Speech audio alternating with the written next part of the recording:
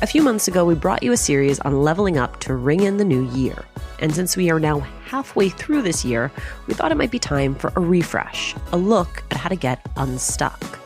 We're kicking things off with Irene Quevedo. She is the executive director of a successful nonprofit and a part of the Level Up Latina coaching team and podcast, which I absolutely love. While I knew that Irene had coached lots of other people through this experience, I had no idea how personal it was for her. Before we jump into it, during this series, I'm going to be doing something new. At the end of each episode, I will give you my top takeaways. So if you are like me, you can listen without taking notes. All right, let's get unstuck.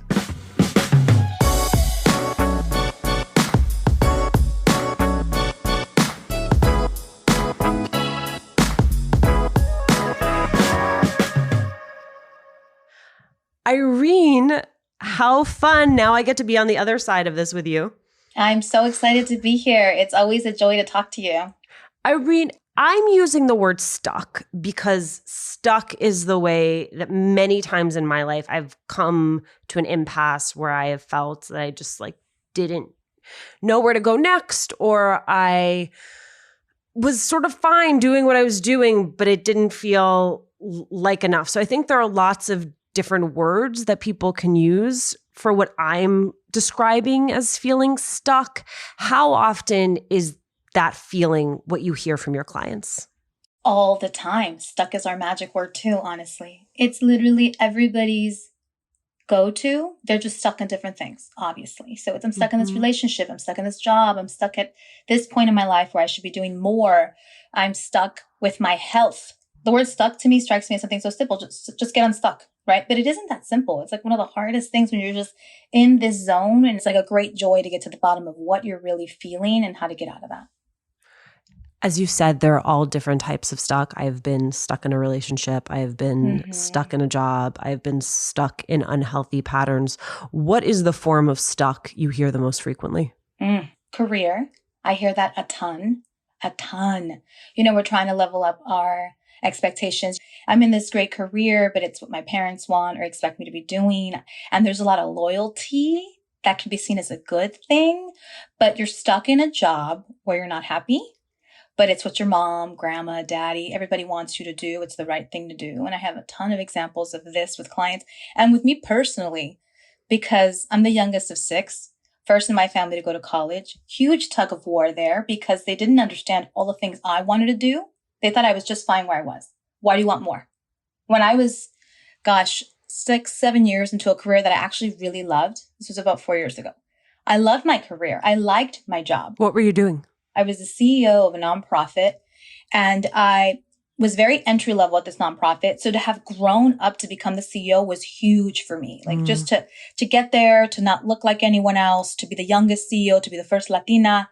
It was a big deal. And I'm there and I felt very stuck. Because while I loved the work and I loved my career, there was something deep down that I desired more. And at that time, it was, I wanted to break. I wanted to travel. I wanted to do something exciting. When my husband and I got married, we got knocked up, girl. So we didn't have that honeymoon stage. And I think that it's something I always yearned for. I also wanted to have the marriage and wanted to have the kids. So I have these 3 kids. I have this amazing husband. I have this great life. And some would look at me and say, you have the dream. And yet I felt stuck. And I knew in my gut, that's the question that women have to ask themselves first. What do you know in your gut? My husband and I had these really deep conversations about we didn't want to miss out on things just because we had gotten married younger than our peers, had kids faster than our peers. And we said, F it, we're going to travel. We're going to quit our jobs. So I would think that I was going to quit my job and go for it. And then I would get promoted. And this is not the time. Or I would think that we're ready. We're going to make this plan. We've saved enough money. And then he'd get promoted. And so we felt stuck, but all these things were keeping us in the same place, saying they were good enough. It's what we had worked for. It's what we both wanted as first gen, college grads. But we kept going back to it. So the thing about being stuck is you keep going back to this feeling. You cannot get away from it. You're still feeling this thing that's gnawing at you. So when we finally did it, we were so prepared to quit our jobs and saved our money and thought about our route. Then we had to tell all the people in our lives. And both of us being very Latino, we thought we would get, supportive Latino family members and opinions. And we got the absolute opposite for the most part. A lot of people told us we were crazy. It was wrong. There's no point. We leave these countries and you're going to travel through them. I went to Latin America, 14 different countries. They're like, you're nuts. Your mom didn't work so hard to come here to make it, right? For you to run off and think that you can just live wherever you want. So this thing about being stuck is we could have really stopped at that point because judgment is real. Judgment is so real and judgment keeps us stuck. I had to contest with a lot of not only planning and being smart and disciplined, because the thing about getting unstuck is it's not going to happen tomorrow. There's a lot of delayed gratification. My husband drove this car that was like 24 years old. At some point, it didn't start anymore. He's like pushing it down the street. But his greater goal was, we're traveling for a year. I'm saving every dollar. And we had so much judgment in that. Why won't they just get a new car? People didn't know we had this greater plan about being unstuck in our careers for a little while. So there's that judgment that you'll deal with. And then there's the criticism that may hold you back. And then there's the courage that it's going to take to do something like sit down and talk to your boss and say, it's not you, it's me. I need to travel. And beyond that courage that it's going to take, it's just going to take you following through because we could have quit. Traveling wasn't always amazing. There were times that were tough. Did we fight? Yeah. Were we over each other? Yes. 5 of us traveling. I mean, traveling can be stressful, but we saw it through and it was the greatest blessing. How did you pinpoint what it was that was making you feel stuck? Because I think sometimes we can have the feeling, we can identify the feeling in our gut, but it's not always clear to us what it is that is making us feel that way, what the misalignment is. What are the questions you ask yourself and what are the questions you walk your clients through when they come to you with this feeling? You know, my greatest question to ask my clients is always, where do you want to be in a year? And they often say, not here. So we start to explore sort of what is it about them that feels like they want something else, something more, something less.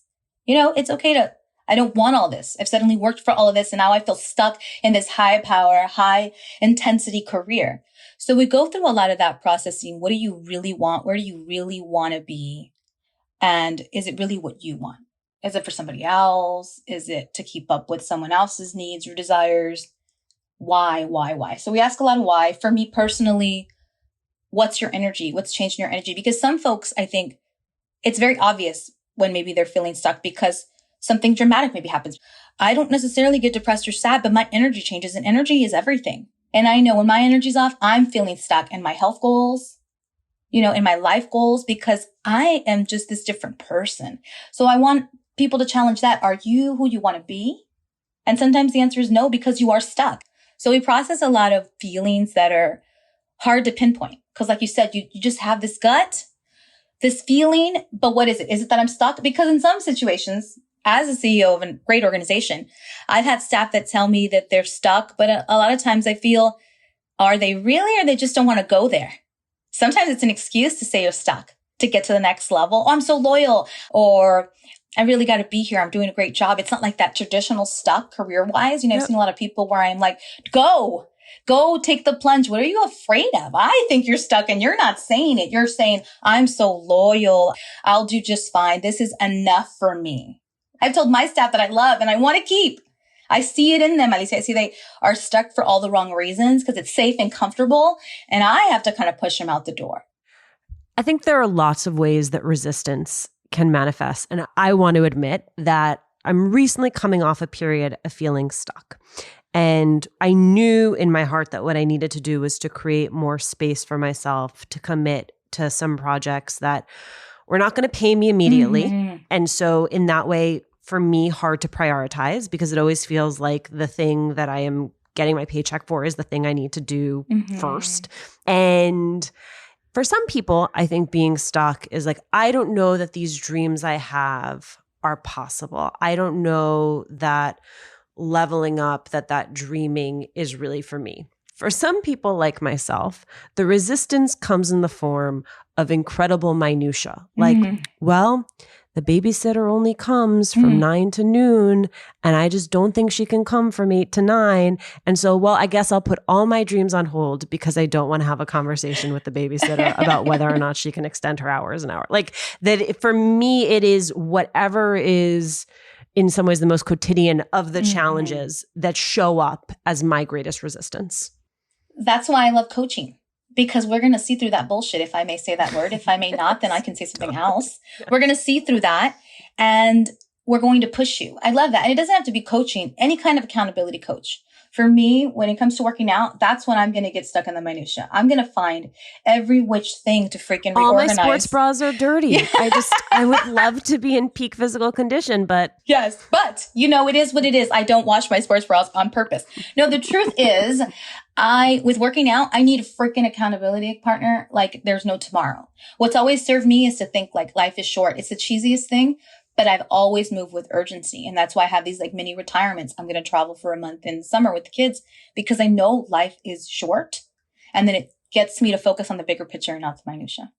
Oftentimes we're so stuck that there's just this mounting feeling of, I should have gotten to this 6 months ago, a year ago. It's out of control now. I didn't have the conversation with my partner, my boss, whatever it may be. Well, you're not going to get out of it in like a 6-month time frame in 6 minutes. Like you are going to have to now hustle in reverse. Like it's going to take those baby steps, which I know as women, we want to sometimes go and be urgent and there's so much going on. But if we can have the patience to get unstuck, there's some magical stuff. That's why I like to ask my clients, where do you want to be in a year? A year feels like doable. I'm not saying 5 years, but it's not where do you want to be in a month where we're just going to crash and burn. But others will work really well in a month time span. Like get down to who are you? Because everybody's different and what's going to work for one person to get unstuck is going to be different than another person based on your personality and just your circumstances. Which is at the beginning of the year, we did a series on leveling up, which is also how I came upon Level Up Latina, my new favorite podcast. And I think when you go into a new year, there's all of this energy that comes with new beginnings. There also is this thing that happens about 6 months in where even if there has been sort of some incredible momentum behind that, it's easy even with discipline and the best of intentions to stall out a little bit. If someone is at that point where they need to re-rev the engine, how do you do that? What really gets me going is then the long-term vision. Then maybe you need to look a little further out. Because right now it's here, you're not feeling it anymore. All those little steps to that 1 year, you're thinking, I'm burned out. I'm over it. It's like, of course, we all kind of get over those New Year's resolutions. But then I say to a client or I say to a friend, I say to my husband, well, where do you want to be in 5 years? And then I also do some soul searching at that point. For me personally and for folks that I work with, I've had to stop and really say, what is it that is making me keep myself here? Like I'm all of a sudden I'm burned out and I don't want to go further and I've gotten this far and I'm not valuing it enough. Like, what is it about me? And in my relationship with my husband, we went to therapy some years ago and it was my idea. And he's like, I don't know that we're that relationship that needs therapy. And I'm like, we need therapy. I feel we need it. I don't know that I knew the words. I'm like, give it to me as a gift. Like, you're weird. He like yelps a therapist and we go to marriage counseling. And I thought it was awesome. And in the middle of going to therapy, which is asking for help, when you're stuck, ask for help, right? For me, it was therapy and it was this therapist who looked back at us and worked through some stuff with us. And I was finding that I wasn't trusting my husband around money. And that was a big, huge thing, right? You really got to dig down to what's the thing roadblocking you, keeping you from fully finishing this goal. And I had to process trust, my goodness, with another person and ask for help outside of me. I think one of the things I misunderstood about leveling up, misunderstood about getting stuck, misunderstood about reinventing myself was that for many of us, this is a process that will happen over and over again throughout our lives. This is one of my personal questions, which is what happens when you climb to the middle of a mountain and realize that you're stuck? And the decision is, do I give up all the climbing that I've done by climbing back down because I now realize I'm on the wrong mountain? Or do I just grit my teeth and get to the top of this mountain so that I can say, at least I've climbed one mountain? I'd quit, but I'm not a quitter. But I do think there's a lot of lessons that were learned, and I don't want your time to be in vain and to keep going up this mountain. Like what you did that half a year, what you did up half that mountain, it all mattered. You're not going to just finish for the sake of finishing. When you realize we're going to fail too. Failure is a process. We're going to figure out halfway that, that wasn't it. At least we had a plan. At least we did part of it. So I would try to find a way to strategically realign myself, find the bridge to the other mountain that I'm really trying to get to. But some folks might see it differently. Some people love to get there, accomplish it. Hey, this is it. I did another great thing. But I think there's a lot of time. And with my whole perspective that time is running out. We have a life to live. It's okay to have gotten halfway there. And it's not a failure. If there is something great that you got out of it and you realize you have more clarity, you actually want to do this other thing. I think as long as you truly are finishing, because then there's the stop and starters of the world, which will just drive me crazy. That's another freaking excuse. It's just like, I'm so loyal. I also don't finish anything I start. But there are times when you can really reflect and say, this wasn't the path. How do you get clients that you work with to see some of these questions as questions of values rather than questions of choosing between option A and option B? We do a lot of work around what are your values? What are your limiting beliefs? What are your passions? Would you be willing to share one of your limiting beliefs? Oh gosh, of course I would. I talked about money earlier, right? I, as successful as I am, still struggle, and I am like this cheap person. Like I still fear that like all the money that I have will somehow go away. And I was raised that way. That relationship with money is a fear. So I just booked a vacation that I still felt guilt. It's like, what the hell is wrong with me? I've saved, I have all this savings, but and I'm here telling people like, don't be afraid, spend that money or invest in you or, make these great financial decisions. Don't be afraid of the stock market. And I'm deep down like forcing myself not to be afraid of all these decisions. I think there's an experience that we've all had, which is that you go for a walk with a girlfriend. She tells you something that's happening in her life. Maybe it's that she feels stuck. And it is just so obvious to you, like the things she would need to do to fix them. And they're not always huge. Sometimes it's like, you just need to clean out your garage and everything's going to be better. Like obviously the thing that we may prescribe as the answer is not necessarily the answer. We don't know what is best for anyone. But that everything seems possible for the people we love in a way that sometimes everything does not seem possible or within reach for ourselves. I think it has to do with rejection.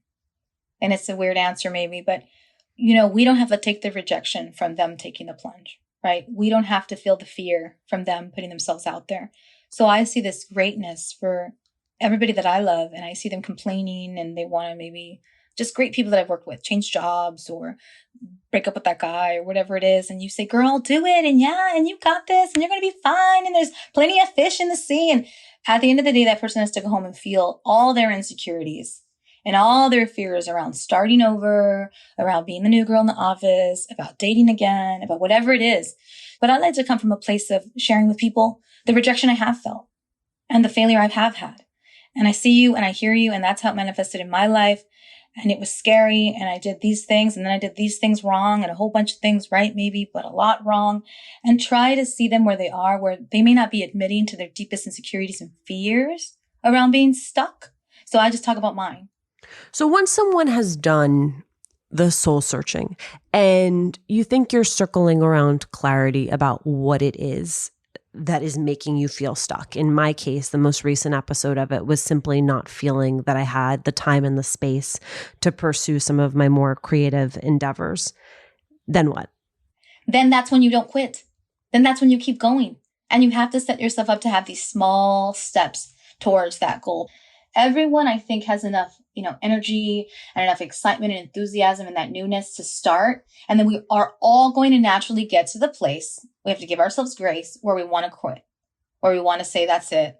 I'm done. I'm just going to be stuck here forever. No, it's those little things you determine to do. For me, it's my openness with money. If it's investing every week, even if I'm uncomfortable with it, I have to stick to it, right? For someone else showing up at the gym, for someone else not returning that douchebag's text message because you said you were not going to get back with that guy and you were done and this is the year you were out of that relationship.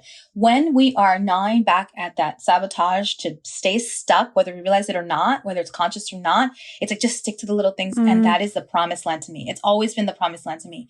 Just if it's that twice a week that I'm going to work out, but I'm going to work out and keep showing up for that. I know it's easier said than done, but the little things don't overwhelm you. The little things are the ones that are really going to become the big things. Here's my last question for you, which is, obviously you are living in the ethos of leveling up. What do you see as the relationship between getting unstuck and leveling up your life? You know what? I really think the secret to it all is just your mindset, who you are as a person, and changing your identity. Oftentimes I'm finding that a lot of my clients are stuck in a place because they've always told themselves that that's where they were going to be, or they can't really have that next thing on the other side of unstuck. And so we have to work on the mindset that may be keeping you from getting there. And that could be you believing that you are worthy of that, enough, capable enough, strong enough. We aren't there because we continue to hold ourselves back. And so it starts here, growing what we believe about ourselves to really continue to stick to it. Because even that consistency I talked about is about you believing that you're the kind of person that sticks to it, that doesn't quit, that keeps your word with yourself first. And if you never have, you really have to evolve your mindset. And it seems so simple.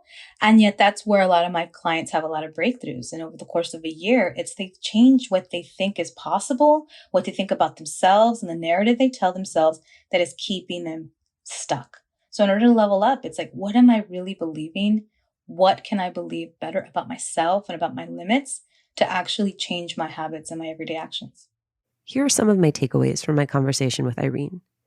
Sit with these powerful questions. What do you know in your gut? What do you know to be true? What is your gut telling you about what you have and what it is you want? Now, I'm going to ask it another way. What do you really want? Not what does your family want for you? What does your best friend want for you? What do you want for yourself? What is that thing that feels a little scary or a little embarrassing to say out loud? Say it. Very often our answer to this question is informed by other people's expectations. Keep asking it until you get to something that is yours and yours alone. Now, I loved this from Irene, and I found it really helpful, which is that if a 5-year plan or 10-year plan feels overwhelming, ask what it is you want in the next year. Where do you want to be a year from today? What do you want your life to look like? I hope these episodes help a little bit, but Irene makes a point that I want to underscore, which is it's okay to ask for help. You should. If you have the resources, ask for that help from a coach, ask for that help from a therapist. If you do not, check out podcasts like Irene's Level Up Latina that goes deeper into some of these concepts. And finally, and I hope this brings you comfort, feeling stuck is a totally normal, relatable experience. You are a unique and beautiful snowflake. How you experience being stuck is specific to you. But the experience of being stuck, it's really common, and you are not alone.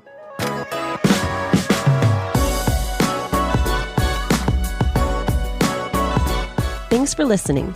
Latina to Latina is executive produced and owned by Juleka Lantigua-Williams and me, Alicia Menendez. Sarah McClure and Paulina Velasco are our senior producers. Our lead producer is Cedric Wilson. Kojin Tashiro is our associate sound designer. Stephen Colon mixed this episode. Manuela Bedoya is our social media editor and ops lead. We love hearing from you. Email us at hola@latinatolatina.com. Slide into our DMs on Instagram or tweet us at Latina to Latina. Remember to subscribe or follow us on Radio Public, Apple Podcasts, Google Podcasts, Good Pods, wherever you're listening right now. Remember, every time you share the podcast or you leave a review, you help us to grow as a community.